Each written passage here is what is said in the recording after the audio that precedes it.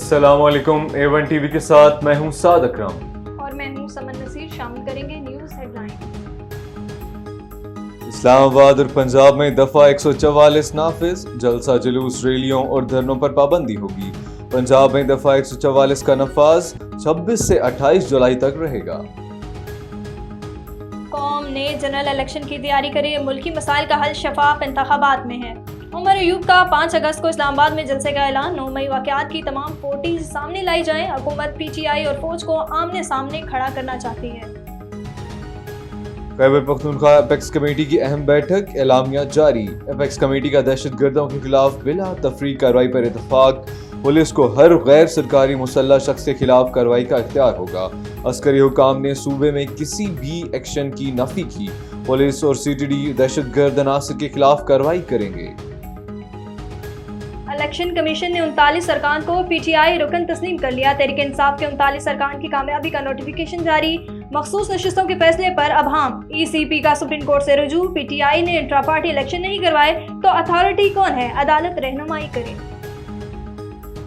بانی کا 9 مئی کے مقدمات میں جسمانی ریمانڈ کالعدم قرار.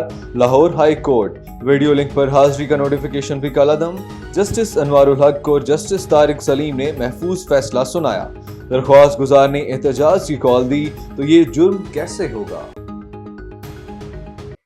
ہیڈ لائنز آپ نے جانی. آپ کو بتائیں deputy commissioner Rajanpur doctor Mansoor Ahmad Khan Baloch کی ہدایت پر additional deputy commissioner finance and planning Muhammad Fahad Baloch کی زیر صدارت ڈسٹرکٹ ویجیلنس کمیٹی کا اجلاس. تفصیلات کے مطابق اجلاس میں باؤنڈر لیبر، چائلڈ لیبر اور انسانی اسمگلنگ کے حوالے سے جائزہ لیا گیا. اجلاس میں assistant director labour Rajanpur Mian Jahangir, district social media officer labour inspector Muhammad Rizwan association اور دیگر نے شرکت کی.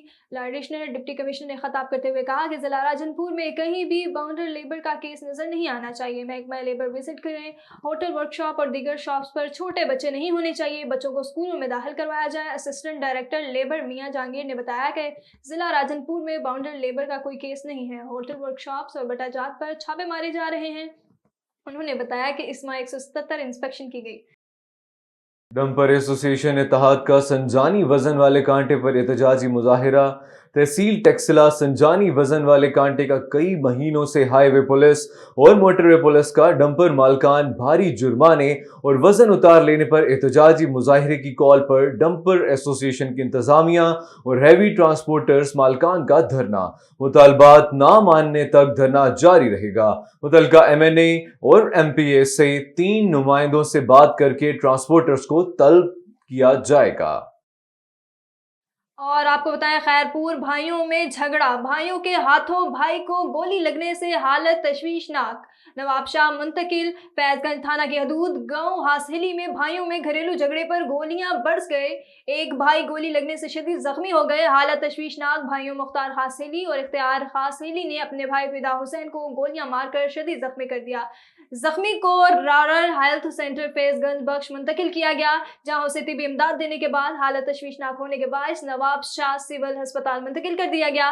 معلوم ہوا کہ بھائیوں کے درمیان معمولی بات پر جھگڑا ہوا، جس میں ایک بھائی گولیاں لگنے سے شدید زخمی ہو گیا. نیوز اسٹوڈیو سے فی الوقت اتنا ہی. مزید خبروں اور اپڈیٹس کے لیے دیکھتے رہیے A1 T V. A1 T V, سب پہ نظر، اندر کی خبر.